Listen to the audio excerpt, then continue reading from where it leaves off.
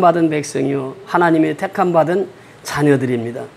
오늘도 하나님께서는 오늘 이 자리에 우리와 함께 하셔서 우리를 통해서 일하시기를 원하시는 하나님이심을 믿습니다.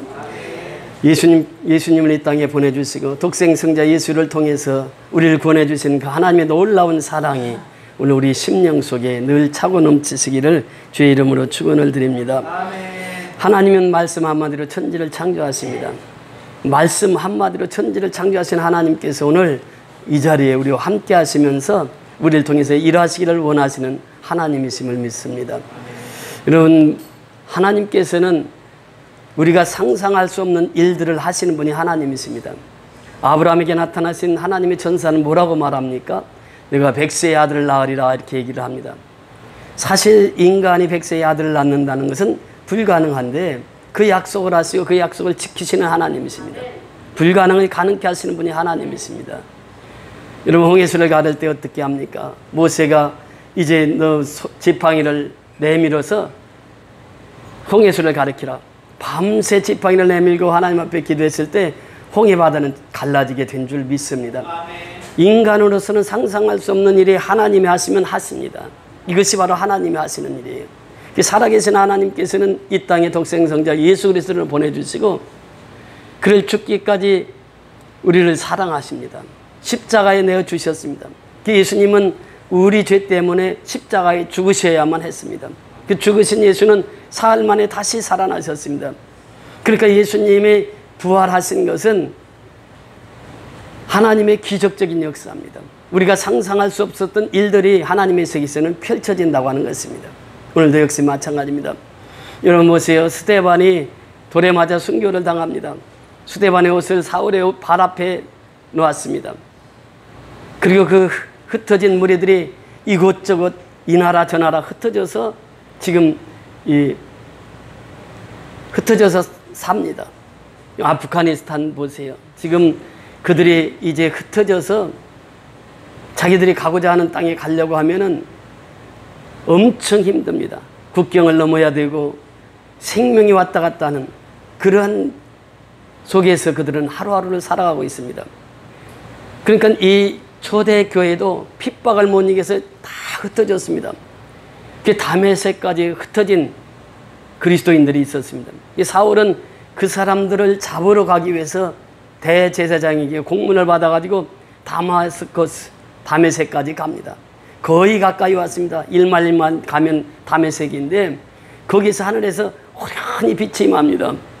그러면서 하늘에서 소리가 들립니다. 사울아 사울아 하고 부르십니다.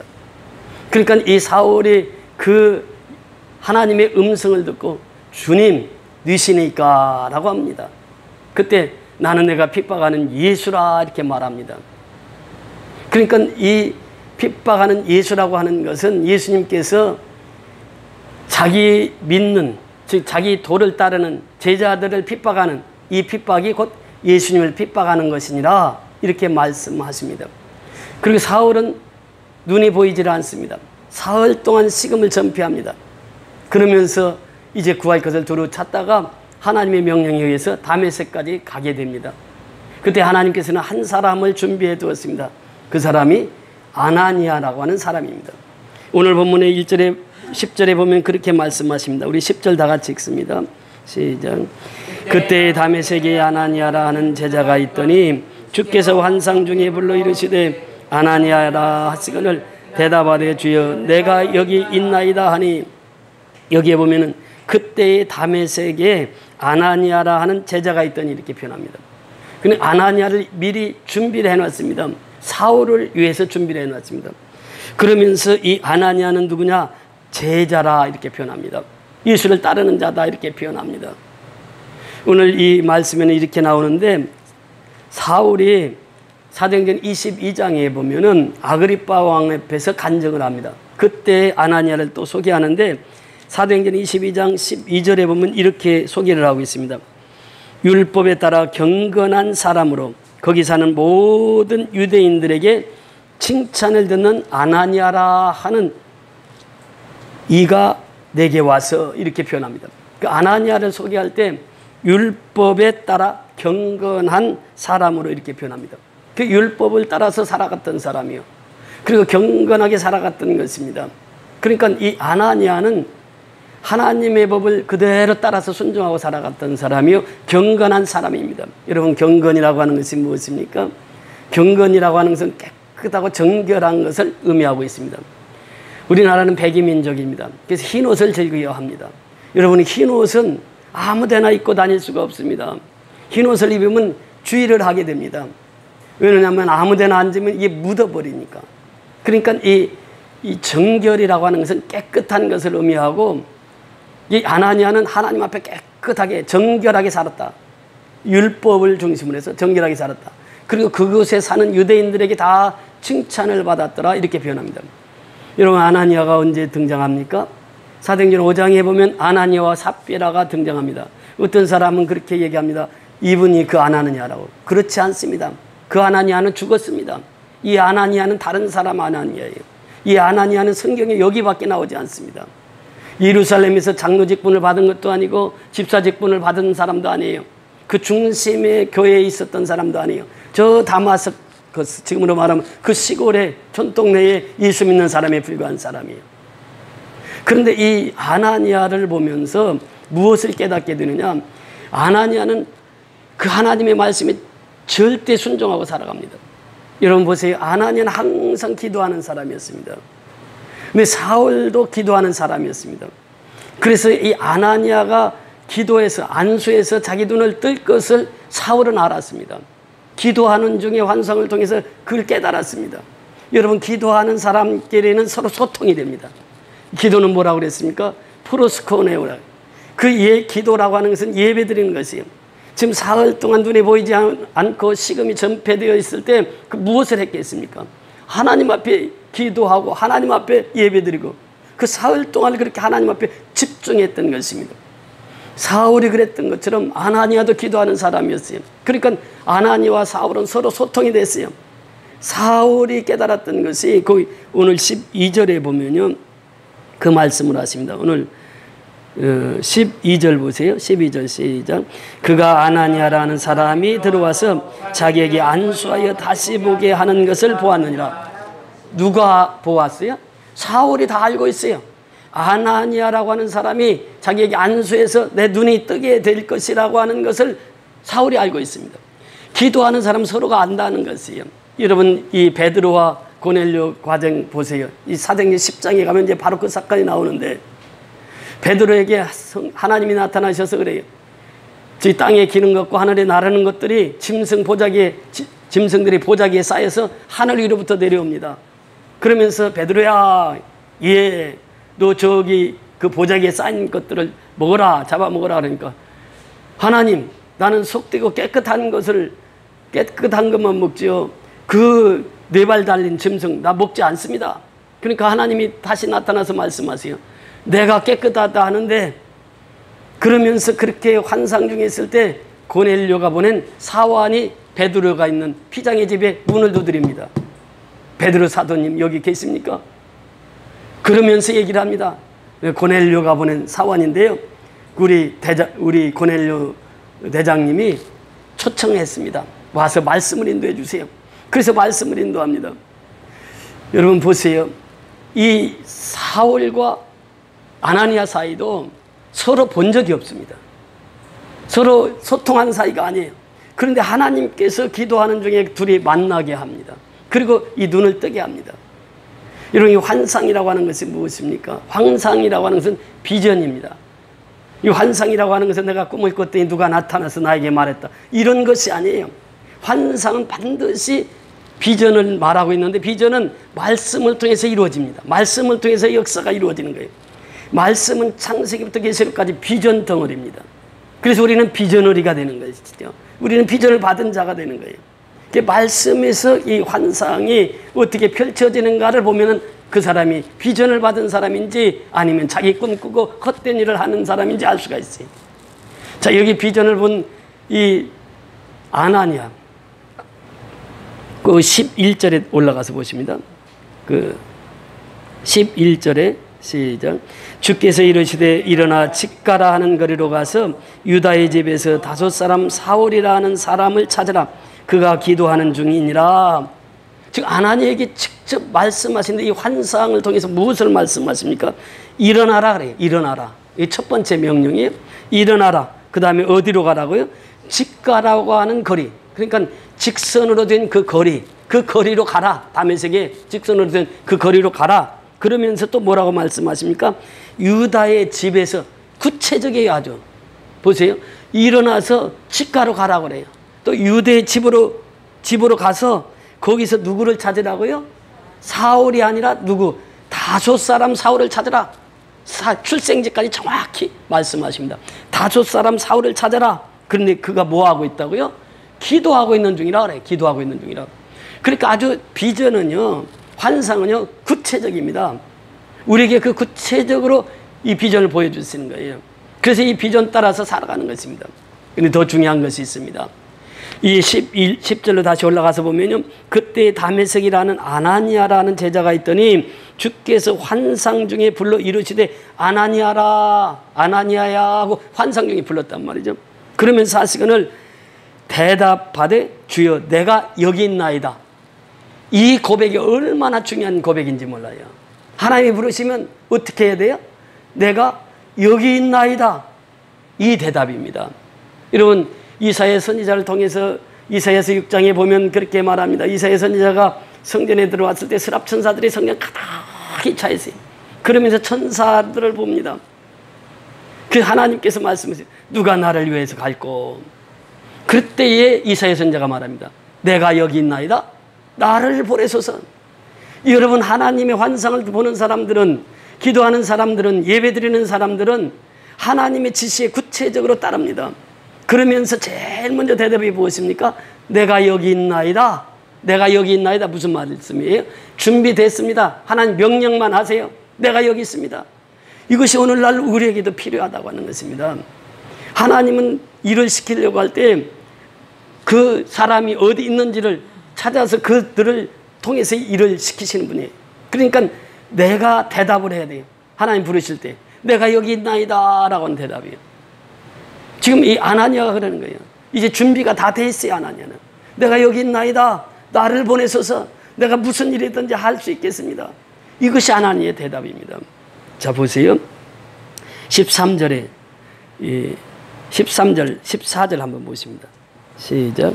아나니아가 대답하되 주여 이 사람에 대하여 내가 여러 사람들에게 듣사온즉 그가 예루살렘에서 주의 성도에게 적지 않은 해를 끼쳤다 하더니 여기서도 주의 이름을 부르는 모든 사람을 결박할 권한을 대제사장들에게서 받았나이다 하거늘.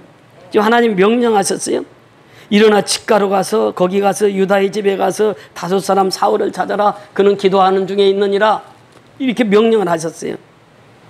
그러니까 이 명령을 받고 사울이라고 하는 사람에 대해서 들었습니다. 여러 사람에게 들었어요. 거기 보세요. 아나니가 대답하되 주여 이 사람에 대하여 내가 여러 사람에게 듣사온즉 여러 사람으로부터 들었어요. 누구냐? 사울이. 아 그놈은요 예루살렘에서 예수 믿는 사람들 다 잡아서 오게 가지고요 그놈이 스데반 집사를 죽이는데 앞장선 놈이요. 그놈은 나쁜 놈이에요. 그놈은요 대제사장에게 가서 예수 믿는 사람 또 잡으러 공문을 가지고 이 다메섹까지 오는 놈이에요. 아 그놈을 어떻게 구원시킬 수 있냐고요. 그놈은 안 돼요. 하나님 이런 얘기 아니겠어요 지금. 그놈은 안 돼. 다른 놈은 다 돼도요. 그놈은 예수 믿는데요 앞장서 예수 믿는 사람들을 핍박하고 옥에 가두고 죽이기까지 했어요. 그놈은 하나님 아시잖아요. 그러면서 아나니아가 하나님 앞에 이렇게 항변하는 지금 내용이에요. 그 사람은 안 돼요. 그 사람은. 우리가 전도하다가 보면은 그런 사람을 만날 수 있습니다. 내 생각대로 그래요. 아, 그 사람은 아무리 전도해봐요. 그 사람은 절대 안 됩니다. 그 사람은 절대 예수 믿을 사람 아니에요. 내가 내가. 지금 아나니아가 그래요. 하나님은 거기서 포기합니까? 절대 포기하지 않아요. 아나니아가 지금 하나님 앞에 그런 항변을 하는데 하나님은 그 사람을 바꿔서 쓰십니다. 여러분 오늘날도 역시 마찬가지입니다. 하나님 앞에 쓰임받는 사람은요 자기 생각대로 자기 고집대로 나가도 하나님께서 그 고집과 생각을 바꿔서 쓰시는 하나님이에요. 우리가 생각을 많이 하면 사람을 의지하게 됩니다. 그런데 기도를 많이 하게 되면 누구를 의지하게 됩니까? 하나님을 의지하게 되는 거예요. 그러니까 이 기도 많이 한 이 아나니아가 이제 자기 속의 본성을 얘기했어요. 하나님 앞에. 나 그런 사람 어떻게 전도합니까? 사울은 말고요. 이런 표현 아니겠어요? 그런데 하나님께서 말씀하세요. 15절 같이 읽습니다. 15절 16절 시작. 주께서 이르시되 가라, 이 사람은 내 이름을 이방인과 임금들과 이스라엘 자손에게 전하기 위하여 택한 나의 그릇이라. 그가 내 이름을 위하여 얼마나 고난을 받아야 할 것을 내가 그에게 보이리라 하시니. 자, 주께서 다시 이르시는 거예요. 누구에게? 아나니아에게 말하는 거예요. 아나니아에게 주님 말씀하시는 거예요. 가라. 먼저는 일어나라. 그래서 집가로 가라 이렇게 명령하셨지만 이제는 가라 이렇게 명령을 하십니다. 이 사람은 내 이름을 위하여 이방인과 임금들과 이스라엘 자손에게 전하기 위하여 택한 누구의 그릇이라고? 나의 그릇이다. 하나님 직접 말씀하시는 거예요. 내가 택했는데 걔를. 그리고 걔는 이방인들을 위해서 전도할 사람이야. 이스라엘을 위해서 전도할 사람이야. 왕들을 위해서 전도할 사람이야. 그는 내가 택한 나의 그릇이야. 내 그릇이라는 거예요. 하나님의 그릇이라는 거예요. 우리는요 정말 하나님 앞에 택함 받은 그릇이 되었습니다. 그릇은 뭐예요? 말씀을 담아야. 그릇이라고 하는 것은 바로 그렇습니다. 그 말씀을 담은 그릇이 보화가 되는 거예요. 그릇 속에 아무것도 담지 않는 빈 그릇은 아무 데도 쓸 데가 없는 거예요. 하나님께서 우리를 택해 주셨어요. 그러니까 이 시간에도 하나님께서는 우리에게 말씀하시는 거예요. 너는 아프리카로 가라. 너는 미얀마로 가라. 너는 필리핀으로 가라. 하나님께서 내 마음속에 마음을 주시면 그 마음을 품고 기도하는 것이죠. 기도해서 하나님의 명령에 순종하는 거예요. 지금 아나니아를 통해서 내가 그 사람은 택한 나의 그릇인데 이 사람은 앞으로 이런 일을 할 거야. 이방인 선교에 주력할 거야. 이스라엘 백성들에게 전도할 거야. 임금들에게 전도할 거야. 그러니까 이 사람은 보통 사람이 아니야. 여러분, 아나니아 한 사람을 통해서 바울을 만나게 하는데요. 이 아나니아는 여기서밖에 등장을 않습니다. 그리고 아나니아 이름을 찾아볼 수가 없어요. 딱 한 번 등장하는데 누구를 전도합니까? 사울을 전도해요. 나중에 보면 이제 세례까지 주는데요. 딱 이 일밖에 한 일이 없어요, 아나니아는. 그런데 아나니아 한 사람을 통해서 누구를 세웁니까? 바울을 세우는 거예요. 바울을 세워서 유럽까지 복음을 증가하게 하는 그 위대한 바울을 만나서 안수해서 눈을 뜨게 하고 세례를 받게 하고 이 아나니아가 한 일이에요. 자, 보세요. 베드로를 전도한 사람이 누굽니까? 안드레는 그렇게 얘기합니다. 하나님이 와, 예수님께서 와 보라. 그렇게 갔어요. 가서 보니까 예수님을 만나가지고 제일 먼저 찾아간 사람이 누구예요? 제 동생 베드로를 이렇게 찾아가서 시몬아, 나 오늘 메시아 만났다. 너 가자. 나 그분 만났으니까 그분한테 가자. 그래서 인도한 사람이 안드레는 그거밖에 안 나와. 그런데 베드로는 어떤 사역을 했습니까? 베드로가 한 번 설교하니까 3,000명의 기를 받아요. 설교하니까 5,000명이. 그러니까 그 베드로를 전도한 사람은 안드레라고 하는 그 아주 짧게 나와요. 아나니아? 짧게 나옵니다. 그런데 아나니아를 통해서 우리에게 배울 수 있는 교훈이 무엇입니까? 저는 전도하다 항상 그런 생각을 해요. 내가 전도한 한 사람이 빌리그램이 될 수 있고, 내가 전도한 한 사람이 조영기 목사님이 될 수 있고, 내가 전도한 한 사람이 이 나라 대통령이 될 수 있고. 제가 미얀마에서 어린이들 설교할 때 그런 설교를 많이 합니다. 이 중에 누가 미얀마 대통령이 나오지 않으리라고 누가 할 수 있느냐? 이 중에 미얀마의 대통령이 나올 수도 있다. 그렇지 않습니까? 내가 전도한 사람 중에 바울이 나올 수 있는 것이요. 내가 전도한 사람 중에 베드로가 나올 수 있다고 하는 것이죠. 그래서 우리는 전도를 게을리해서는 아니 돼요. 내가 전도한 사람 한 사람이 어떤 사람으로 변화될지 모르니까 우리 열심히 가서 전도를 해야 돼요. 아나니아가 한 일은 딱 그거밖에 없다니까요. 사울 한 사람 전도한 게 밖에 없어요. 우리 빌리그레임 목사님은 세계적으로 얼마나 많은 영혼들을 구원했습니까? 그런데 그분을 전도한 사람은요, 딱 빌리그레임 한 사람밖에 전도를 못했대. 그런데 그 한 사람 전도한 것이 수많은 그 사람들로 하여금, 그 빌리그레임으로 하여금 수많은 사람들의 열매를 맺게 하잖아요. 오늘 아나니아라고 하는 인물이 그렇게 중요합니다. 그래서 우리는 아나니아가 돼야 돼요. 아나니아가 되어서 정말 사울 같은 사람 전도해가지고 바울 만드는 것. 이것이 바로 하나님이 하시는 일이라는 것이에요.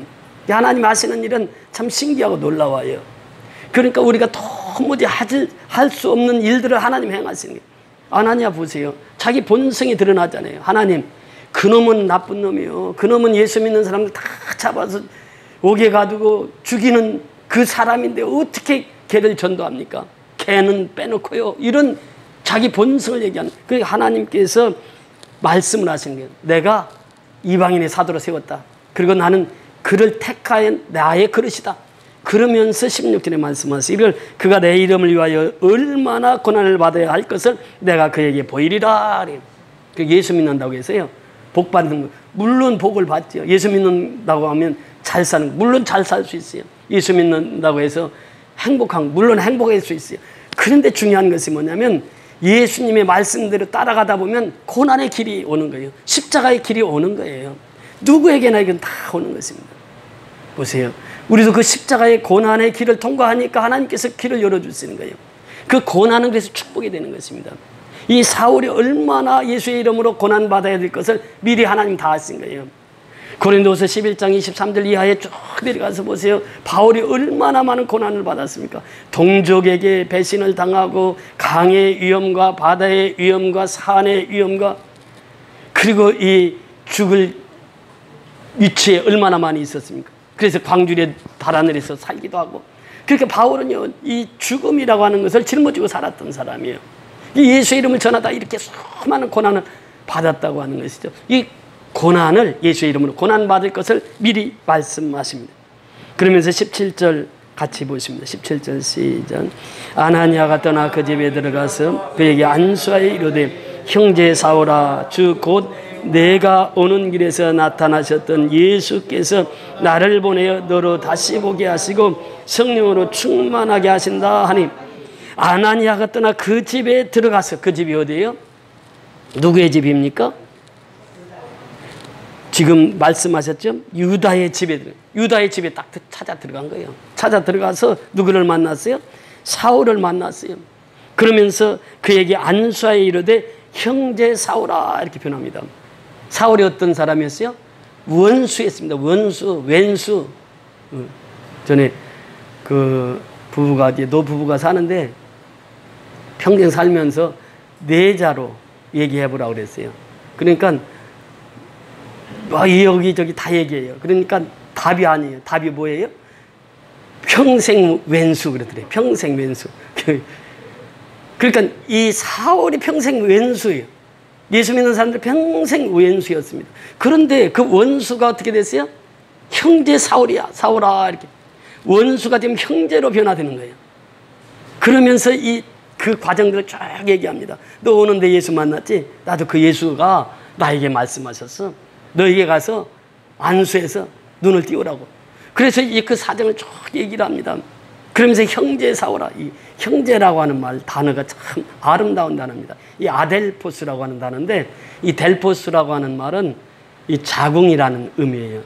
그래서 이 히브리어에서는 라함이라 이렇게 표현합니다. 이 자궁이라고 하는 말은 또 다른 말로 궁율이라고 하는 말입니다. 그러니까 형제라고 하는 것은 한 자궁에서 나왔다. 어머니 자궁에서 나왔다. 그래서 형제예요. 이 피를 나눈 형제를 말하는데, 우리는 아델포스예요. 그 형제라고 하는 것은 예수의 피로 나와서 우리는 예수의 피로 한 형제가 되었단 말이죠. 그러니까 우리는 모두가 다 한 형제예요. 성경의 형제라는 것이 얼마나 귀한 일인지 몰라요. 그런데 다 형제라고 하는 것은 어머니 뱃속에서 같이 나온 거예요. 그러니까 이 사람이 태어날 때는요, 어머니 뱃속에서 10개월 동안 있습니다. 그런데 그 아이는요, 아무 걱정하지 않아요. 먹을 것 걱정하지 않습니다. 미래 걱정하지 않습니다.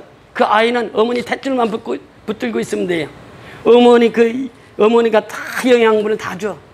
그러니까 아이는 어머니 탯줄만 물고 있으면 그냥 다 영양분을 다 받습니다. 오늘날 역시 마찬가지입니다. 이 주 안에서 형제된 자는, 주 안에서 하나 된 자들은 예수님의 그 생명의 젖줄만 붙들고 있으면 된단 말이에요. 예수의 생명의 말씀만 먹으면 된다고 하는 거예요. 그 말씀만 먹으면 사는 거예요. 그리고 예수 안에만 있으면 되는 거예요. 예수 밖에 있으면 죄인이야. 예수 밖에 있으면 사망이야. 예수 밖에 있으면 어둠이에요. 예수 안에만 있으면 되는 거예요. 그러니까 이 형제라고 하는 말은 예수 안에 있는 그들이에요. 그 예수 밖에 있는 게 형제가 될 수가 없습니다. 예수 안에 있는 그들이 형제예요. 그러니까 왼수가 평생 왼수가 형제 사울로 바뀌는 장면이에요. 그런데 어떻게 바뀌었느냐? 자기 생각 얘기했잖아요. 그 사울 그놈 나쁜 놈이에요. 걔는 예수 믿는 사람 다 핍박하고요. 고난 주고요. 그런데 하나님께서 가라고 하는 거예요. 가라. 그래서 그 명령 받고 와가지고 얘기하는 거예요. 너 오다가 다메섹에서 예수 만났지? 그 예수가 나에게 얘기했어. 너에게 가서 안수하고 눈을 뜨게 하고 그리고 세례 주라고 명하셨어. 그래서 아나니아가 그대로 순종합니다. 여러분, 순종하는 자가 복을 받습니다. 하나님의 기적은 어디서부터 나타납니까? 순종할 때 나타나는 거예요. 아브라함이 왜 복의 근원이 됐습니까? 그는 창세기 12장 9절에 보면 가는 곳마다 단을 쌓았어요. 가는 곳마다 예배를 드렸어요. 가는 곳마다 하나님 앞에 기도하면서 하루하루를 살았어요. 그래서 아침에 일어나면 하나님 앞에 새벽 예배 드리고 저녁에는 잠잘 때 하나님 앞에 예배 드리고. 그래서 이 아브라함의 생애를 보면 단의 역사입니다. 항상 예배 중심이었단 말이죠. 예배는 무엇입니까? 순종이에요. 그러니까 하나님 앞에 예배 드린다고 하는 것은 내가 하나님 말씀에 순종하겠습니다. 그런 다짐을 하는 시간이 예배입니다. 그래서 예배라고 하는 것은 공예배와 생활예배가 있는데 공예배 시간에 은혜를 받아요. 그럼 은혜를 받으면 생활예배로 가야 된다고 하는 것이에요. 그 예배는 여기서 끝나는 것이 아니라 우리 사회생활하면서도 그 예배는 계속 지속돼야 된다고 하는 거예요. 그러니까 하나님이 만왕의 왕이세요. 왕이신 그 하나님께서 나에게 명령하는 걸 그대로 순종하고 살아가는 거예요. 이 사람이 바로 아나니아였단 말이죠. 이 사람이 바로 아브라함이었어요. 그 아브라함을 믿음의 조상으로 복의 근원으로 삼으셨다고 하는 것입니다. 보세요. 나아만 보세요.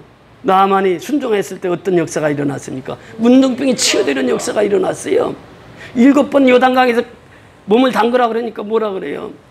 아니, 이렇게 더러운 물에서 내가 어떻게 몸을 담그냐고. 그러니까 부하들이 얘기를 하는 부하들이 아니 그보다도 더한 거 했다 할지라도 순종을 해야죠. 그렇게 마지 못해서 들어갔습니다. 나아만이 자기가 가고 싶어서 들어간 것도 아니에요. 근데 7번 몸을 담그고 나오니까 어떻게 됐어요? 문둥병이 깨끗이 났고 어린아이 사이가처럼 됐단 말이죠. 순종이에요. 순종. 여러분, 예수님께서 가나의 첫 기적을 행하십니다. 그 기적이 무엇입니까? 가나의 혼인잔치요. 혼인잔치에 포도주가 떨어졌습니다. 그러니까 예수님의 어머니가 얘기하는 거예요. 예수님에게 가서 우리 친척 집인데 포도주 떨어졌다. 이거 어떻게 하면 좋으냐? 그러니까 예수님이 하시면 하실 수 있다고 하는 그 믿음이 있었던 거죠. 그리고 나서 하인들에게 말해요. 예수가 무슨 말씀을 하든지 너희는 어떻게 하라고요? 그대로 하라. 그대로 하라. 그러니까 물떠온 하인들에게 예수님이 명하시는 거예요. 저 항아리에서 빈 항아리에다 물을 가득 채워라. 그 가득 채웠어요. 그리고 물을 갖다 연회장에다 갖다 줘라. 그러니까 가는 중에 어떻게 됐어요? 물이 변해서 포도주가 된 거예요. 이것이 기적이 아니에요. 이것이 요한복음의 7대 기적 중에 첫 번째 기적이 가나의 혼인잔치입니다. 여기서 물이 변하여 뭐가 됐다고요? 포도주가 되게 하셨어요. 그런데 그 기적의 현장을 제일 먼저 본 사람이 누구라고요? 물떠온 하인들은 알더라. 다른 사람은 몰라. 근데 물떠온 하인들은 알아요. 왜? 자기가 물을 직접 길어다가 부었고 물을 떠다가 주었는데 그 물이 포도주가 된 것을 제일 먼저 한 사람이 물떠온 하인들이란 말이죠. 오늘날도 역시 마찬가지입니다. 누구를 통해서 하나님의 역사를 이루느냐? 순종하는 사람이에요. 순종하는 사람들을 통해서 하나님의 역사를 이루세요. 사울도 얼마나 순종을 잘합니까? 예수를 만나고 나서부터는 절대적으로 순종이요. 앞이 안 보이니까 식음을 전폐했잖아요. 그러니까 순종할 수밖에 없었지. 그러니까 하나님 앞에 예배드리고 하나님 앞에 기도하면서 철저하게 순종했던 사울, 철저하게 순종했던 아나니아. 그 둘이가 철저히 하나님 앞에 순종하다 보니까 이런 기적적인 역사가 이루어질 수 있었다라는 것입니다. 그래서 아나니아에게 그렇게 말씀하시잖아요. 17절 다시 한번 보면 아나니아가 떠나 그 집에 들어가서 그에게 안수하여 이르되 형제 사울아 주 곧 내가 오는 길에서 나타나셨던 예수께서 나를 보내어 너로 다시 보게 하시고 성령으로 충만하게 하신다니. 무엇으로 충만하게 하신다고요? 성령으로 충만하게 하신다는 거예요. 여러분, 그렇습니다. 이 고린도전서 12장 3절에 보면 그러므로 내가 너희 안에 너희에게 알리노니 하나님의 영으로 말하는 자는 누구든지 예수를 저주할 자라 하지 아니하고 또 성령으로 아니하고는 누구든지 예수를 주시라 시인할 수 없느니라. 성령으로 말미암지 않고는 예수를 어떻게 하라고요? 주시라고 시인할 수가 없다는 거예요. 성령으로 말미암지 않고는. 그러면서 계속해서 말씀하시는데 이제 내가 보혜사 성령을 너에게 보낼 것이다. 내가 떠나면. 그런데 보혜사 성령님이 이 땅에 오시면 죄에 대하여 의에 대하여 심판에 대해서 너희들에게 말할 것이다. 죄라고 하는 것이 무엇인지 아느냐? 죄라고 하는 것은 예수를 믿지 않는 것이 죄다. 그 죄에 대한 정리를 딱 드립니다. 그러면서 그 밑에 13절에 들어가서 보니까 그러나 진리의 성령이 오시면 그래. 진리의 성령이 오시면 그가 너희를 모든 진리 가운데로 인도하시리니 그가 스스로 말하지 않고 오직 들은 것을 말하며 장래일을 너에게 알리시리라 이렇게 말씀하십니다. 그러니까 진리의 성령이 오시면 그가 너희를 모든 어디로 인도하신다고요? 진리 가운데로 인도하신단 말이죠. 진리가 누구입니까? 예수의 예수. 예수께로 인도하신다는 거예요. 성령이 충만하면 그 성령은 예수께로 우리를 다 인도하세요. 진리 가운데로 우리를 인도하세요. 그러면서 말씀하십니다. 그가 스스로 말하지 않아요. 성령은 스스로 역사하시지 않습니다. 오직 들은 것을 말하나니. 들은 것을 성령께서 말씀하신 그 말씀을 통해서 일하시는 분이 성령님이에요. 그 성령님은 말씀을 떠나서 역사하시지 않아요. 말씀 속에서 역사하시는 분이 성령님이에요. 들은 것을 말하시며 장래일을 너에게 알리시리라 이렇게 말씀하십니다. 요한복음 14장 26절에 보니까 보혜사 곧 아버지께서 내 이름으로 보내실 성령 그가 너에게 모든 것을 가르치시고 내가 너에게 말한 모든 것을 생각나게 하리라니. 그분이 바로 성령님입니다. 보혜사 곧 아버지께서 내 이름으로 보내실 성령 그가 너에게 모든 것을 가르치시는 성령께서 가르치시는 거예요. 지금도 하나님의 말씀을 통해서 성령께서 우리에게 가르치시는 거예요.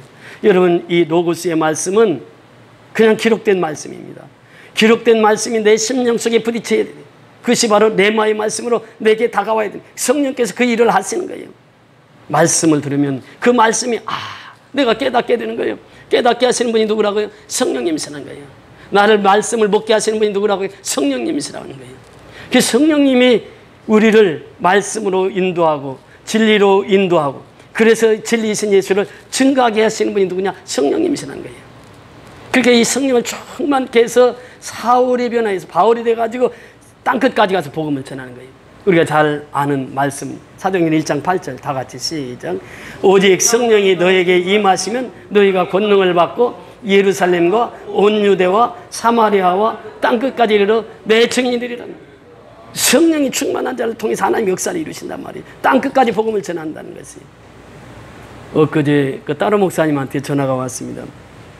제일 시급한 기도가 지금 이달 말 정도면 내전이 일어날 가능성이 많다고 합니다. 지금 동네마다 이 소총을 들고 지금 그 시민군들이 이제 와면 불질러가지고 동네 사람들 다 태워 죽이고 하니까 동네 사람들이 소총을 준비해가지고 동네에 이제 파수꾼 보초병을 세워가지고 동네를 지키고 있습니다. 그들이 무장을 했어요. 무장을 하고 풀도 꽂고 이렇게 군인들처럼 이제 민간인 복이 있고 그래서 동네를 지키는 거예요. 근데 지금 이달 말 정도면 이 전쟁이 내전이 일어날 가능성이 많다고 긴급히 기도 부탁을 해왔어요. 그러면서 지금 그 미얀마 사태를 얘기하면서 미얀마 양곤에만 목사들이 300명이 소천했다고 이번에. 그러니까 구테타로 코로나로 인해서 죽은 분이 한국 선교사가 유명한 선교사도 한 분이 소천하셨다고 그래요. 선교사만 2명이 양곤에서 소천하셨다는. 그러니까 양곤이 지금 상당히 위험한 상태에 있어요. 그러면서 그런 가운데서 지난 주일날 12명이 세례를 주었습니다. 그 하나님께서는요, 지금 그러한 가운데서 하나님 역사하시는 거 보세요. 그 양곤 선교연합교회를 통해서 12명의 세례자가 나온 거예요. 그들은 목숨을 두려워하지 않고 와서 세례를 다 받은 거예요. 세례 주는 자도 용감하지만 세례 받는 사람도 용감해요. 그건 세례 받으면 세례증을 2개 주잖아요. 우리 장로님이랑 가서 보았지만 하나는 정부로 보고를 해야 돼. 보고를 해서 그 세례증에는 반드시 직인이 들어가야 돼. 자기가. 그러니까 이 직인이 안 들어가면은 이게 불법이다 해가지고 그 벌을 받아야 돼. 그 반드시 내가 예수 믿고 세례 받았다고 하는 건 직인을 자기가 스스로 찍어야 돼. 그게 거기 정부로 올라가야 돼, 이게. 그러니까 이 세례 받는다고 하는 것은 우리나라 같이 이렇게 간단한 문제가 아니에요. 생명이 걸려있는 문제예요. 근데 12명이 세례를 받았어요. 목사님, 지금 이제 우리 양곤교회, 가창교회, 경일록화, 또 도순교회 성경책이 부족합니다. 이번에는 성경책 좀 보내주세요. 그러게 연락이 왔어요. 그래서 이제 이번에는 성경책 모금을 위해서 기도해야 돼. 그래서 이제 또 성경책을 또 사서 줘서 그들로 하여금 성경을 통해서 또다시 이제 불교 신자들이 개종해서 하나님을 믿게 하는 그 사역을 우리에게 주신 거예요. 얼마나 감사합니까? 이 어려운 시대에 우리가 그들을 섬길 수 있다는 거지. 그리고 또 이 12명에게 그 어린이들 장학금을 주었습니다. 그 한동대에서 그 어린이 장학금을 또 보내왔어요. 그 한동대에서 학생들이 보내왔어요. 그 어린이 장학금, 또 사랑의 쌀 나눔, 그리고 교육자들 사례비, 교회 사례비, 그 교회 그 뭐죠? 운영비 이것을 좀 이런 데 써달라고 한동대 학생들이 지난번에 해가지고 80만 원인가 얼마를 보내왔어요. 이제 그걸 또 보내서 이제 또 어린이 사역이 이루어집니다. 여러분 보세요. 선교연합교를 통해서 정말 놀라운 역사들을 하나님 펼치시잖아요. 그러니까 이 일이 어떻게 이루어지느냐. 지금 성령이 충만해서 사울이 세계 선교를 감당했던 것처럼 우리 선교연합교를 통해서 성령이 충만한 우리를 통해서 하나님의 위대한 역사를 이루어 가신다고 하는 것입니다. 자, 오늘 결론을 맺기를 원하는데 18절 19절 같이 봉독하십니다. 시작. 즉시 사울의 눈에서 비늘 같은 것이 벗겨져 다시 보게 된지라. 일어나 세례를 받고 음식을 먹으며 강건하여지니라. 자, 18절에 보니까 다시 보게 된지라. 이 중요한 단어입니다. 이 다시 보게 된다. 이 말은 원문에 보면 의의 것을 본다 그런 뜻이에요. 그러니까 사울의 눈이 안 보였어요. 근데 아나니에게 안수를 받고 나서 다시 보게 된지라. 이 말은 의의 것을 본다 그런 뜻입니다. 그러니까 우리 성도는요, 세례받고 이제 하나님의 자녀가 된 자들은 의의 것을 보고 살아야 돼요. 의의 것을 보고 의의 것을 생각하고 의의 것을 찾고 의의 것을 구하라. 골로새서 3장 1절 2절 3절에 말씀하신 것처럼 우리는 의의 것을 보고 살아야 돼요. 히브리서 12장 2절에 말씀하신 것처럼 믿음의 주여 온전케 하신 누구를 바라보라? 예수를 바라보고 살아가야 되는 거예요. 이것이 우리의 사명이라는 거예요. 그 세례받은 자는 예수를 바라보고 의의 것을 바라보고 살라 말씀하시고, 바로 이 19절에 보면 음식을 먹으며 강건하여지니라. 3일 동안 식음을 전폐했습니다. 그런데 이제 세례받고 음식을 먹어요. 강건해지는 거예요. 여러분, 여기서는 두 가지 의미가 있습니다. 음식을 먹어서 강건해졌다고 하는 것은 육신이 강건해지는 것도 있지만, 영의 양식을 먹으면 무엇이 강건해집니까? 영이 강건해지는 거예요. 여러분, 아프면 어디를 가요? 병원에 갑니다. 병원에 가면 병원에 처방전을 줘서 약국에 가요. 약을 이제 타왔어요. 약을 타왔으면 어떻게 해야 돼요? 약을 먹어야지 치료가 됩니다. 먹지 않으면 치료가 안 되는 거예요. 영의 역식도 마찬가지입니다. 여러분, 요한복음 6장 37절에서 48절 집에 가서 꼭 찾아보세요. 예수님께서 말씀하십니다. 나는 생명의 떡이라 그래요. 생명의 떡을 먹는 사람은 영원히 살리라 말씀하십니다. 그런데 조상들은 만나를 먹었어도 죽었다고 하는 거예요. 그러나 생명의 떡이신 예수는 그 떡을 먹으면 영원히 살리라고 하는 거예요. 우리가 매 주일마다 성찬식을 하는데 이 생명의 떡을 취하는 자는 영원히 살리라고 하는 거예요. 왜? 예수님의 떡을 취하는, 떡을 먹는 자, 이렇게 표현합니다. 먹는 자. 그러니까 우리가 말씀을 먹어야 되는 것이에요. 설교를 통해서 말씀이 선포됩니다. 그러면 그 말씀을 어떻게 된다고요? 내가 먹어야 내가 사는 거예요. 내가 말씀을 먹어야 내 영이 산다고 하는 것입니다. 그래서 우리는 말씀을 먹어야 되는 거예요. 먹을 때에 소화를 시켜서 내가 영으로 살 수 있다는 것이에요. 그래서 오늘 이 말씀을 통해서 아나니아가 사울 한 사람을 안수하고 눈을 뜨게 하고 세례를 줬는데, 그 사울이 세계 선교를 통해서 엄청난 기적적인 역사를 이루셨는데, 그의 시초는 누구로부터?